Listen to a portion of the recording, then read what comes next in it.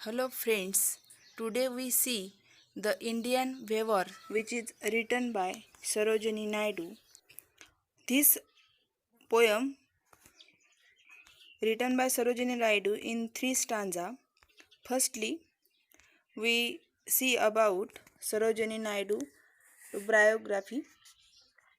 Sarojini Naidu born in 1879 and died in 1949. She was a political activist, feminist, and the first Indian woman who became the president of the Indian National Congress. She was an important figure in India's struggle for independence. Sarojini Naidu was the sovereign of India. Later, she became the governor of United Province in 1947, becoming the first woman to hold the office of the governor in independence India. Sarojini Naidu यांचा जन्म 1879 मध्ये झाला आणि त्यांचा मृत्यू 1949ला झाला. त्या political activities म्हणजे पॉलिटिकल राजकारणामध्ये त्यांचा सहभाग होता. फेमिनिस्ट म्हणजे स्त्री तत्वाला धरून त्या चालणाऱ्या होत्या. स्त्रियांच्या ज्या समस्या आहेत त्या लोकांपर्यंत पोहोचवण्याचं त्यांनी कार्य केलं. And the first Indian woman who become the president of the Indian national Congress. राष्ट्रीय सभेच्या पहिल्या अध्यक्ष म्हणून त्यांनी काम केलं. भारतीय महिलामध्ये पहिल्या अशा स्त्री होत्या की त्या नॅशनल काँग्रेसच्या प्रेसिडेंट बनल्या, इंडियन नॅशनल काँग्रेसच्या. She was an important figure in India struggle for independence. स्वातंत्र्य मिळण्यासाठी त्यांनी खूप परिश्रम घेतले, संघर्ष केला. Sarojini Naidu work as a poet on her sobriquet of nightingale of India.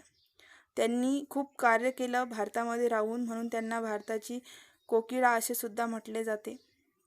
Latter she become the governor of United Provinces in 1947, becoming the first woman to hold the office of the governor in independent India. त्यांनी independent म्हणजे स्वातंत्र्य काळामध्ये 1947ला जेव्हा भारत स्वतंत्र झाला तेव्हा त्या first woman अशा होत्या की त्यांनी होल्ड केलं तो ऑफिस गव्हर्नरचं. सेकंड पॅरामध्ये त्यांनी इंडियन वेवर्स या कवितेबद्दल सांगितलेलं आहे. Indian weavers is a short poem where the poet talk about 3 type of garments. 3 स्टांजाची ही पोयम आहे. त्या स्टांजामध्ये त्यांनी 3 टाईपच्या गारमेंट्स म्हणजे कापडाविषयी सांगितलेलं आहे. दॅट जे the weavers wave at 3 particular time of a day. जे कापड विणकरी दिवसाच्या 3 टाईममध्ये सकाळ, दुपार आणि सायंकाळी शिवतात. Each stanza of the poem represent the 3 important events of human life. ह्या कवितेच्या 3 स्टांजामध्ये ह्युमन लाईफचे 3 इव्हेंट्स दाखवलेले आहेत. फर्स्टली बर्थ मीन्स चाइल्डहुड, लहान बालपण दाखवलेलं आहे. अडल्टहुड यंग तरुण अवस्था. अँड डेथ मीन्स ओल्ड वृद्धावस्था. The colors mentioned in the stanza are very significant as they indicate the moods related to the events. Events संबंधी जे मूड्स असतात ते इंडिकेट केलेले आहे त्यांनी या आपल्या कवितेमध्ये. Firstly we see the Indian weavers. या इंडियन वेवर्स ही जी पोएम आहे ही आहे 3 स्टांजाची. First stanza weavers weaving at the break of day. Weavers जे कापड विणणारे आहे त्याला विणकरी त्यांना संबोधून ही पोयम केलेली आहे. Weavers weaving at a break of day. सूर्योदय झाला तेव्हापासून विणकरी कापड विणण्याचे काम करत आहेत. Why do you weave garments so gay. कवयित्री सरोजिनी नायडू त्यांना क्वेश्चन करते, प्रश्न विचारते. Why do you weave garments so gay. तुम्ही हे आनंदाने हे जे काम करता, हे काम तुम्ही का करता? काम कोणतं करत आहे? काम हे कापड विणण्याचं काम करत आहे. हे जे काम आहे हे तुम्ही का करता? Blue as the wings of halcyon while we weave the robes of new born child. Halcyon नावाचा हा पक्षी आहे, ब्युटिफुल बर्ड आहे. ह्या ब्युटिफुल बर्डला ब्ल्यू कलरचे विंग्स आहेत, पंख आहेत. त्यांच्या पंखासारखे निळ्या रंगाचे आम्ही कापड विणत आहे. तर ते कशासाठी? We weave the robes of the new born child. नवीन जन्मलेल्या मुलांना परिधान करण्यासाठी पोशाख त्याचा करण्यात आलेला आहे. या स्टांजामध्ये बाल्यावस्था दर्शवलेली आहे. जेव्हा न्यू बॉर्न बेबी याचा अर्थ नवीन जन्म झालेलं जे मूल आहे त्याच्याविषयी सांगितलेलं आहे. नंतर सेकंड स्टँजामध्ये कवयित्री सरोजिनी नायडू म्हणतात, weavers weaving at fall of night. जे विणकाम करणारे वेवर्स आहेत ते रात्रीपर्यंत रात्र होत आहे तरी त्यांचं विणकाम चालूच आहे.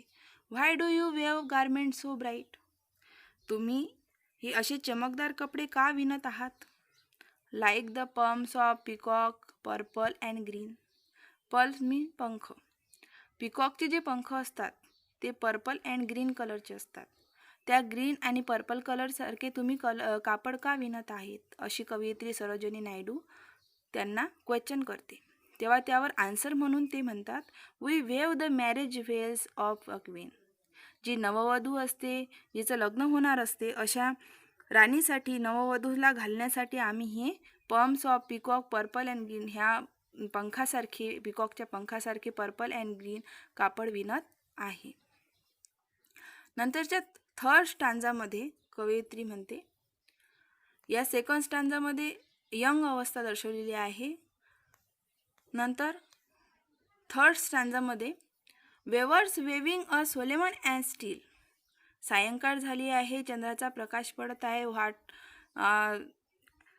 विणकरही तरी आपले काम करतच आहे. रात्र होत आहे, थंडगार वातावरणात त्यांचं विणण्याचं काम चालूच आहे. स्टील मीन्स अजूनपर्यंत.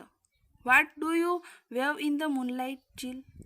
मूनलाईट चिल, थंडगार अशी चंद्राचा प्रकाश आहे, थंडगार हवा सुटलेली आहे तरी तुम्ही तुमचे विणण्याचे काम करतच आहात.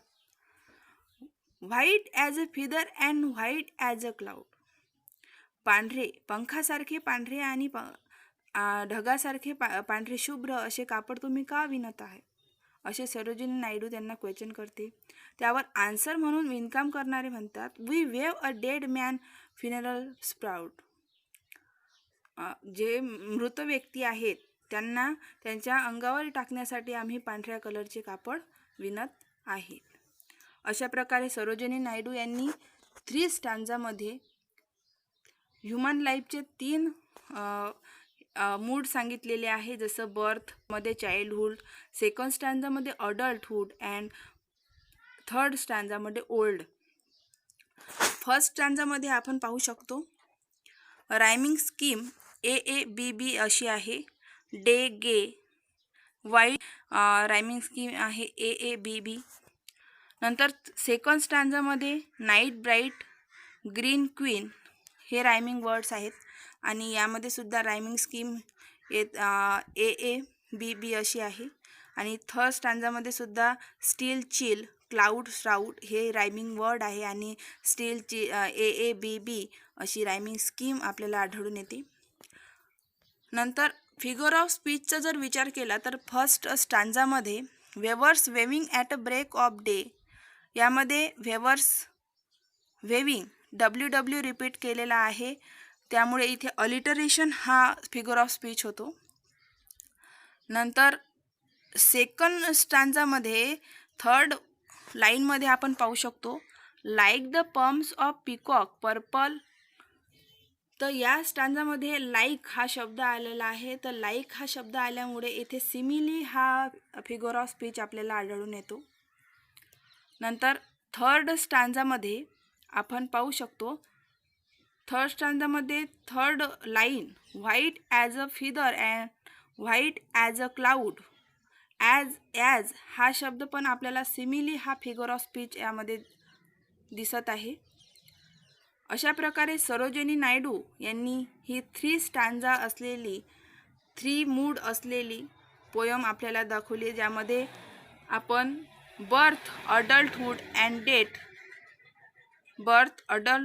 अँड डेथ ह्या 3 टाईपचा आपण कलर्सचा या स्टँजामध्ये आपण मेन्शन केलेल्या मूडचा आपण अभ्यास करू शकतो.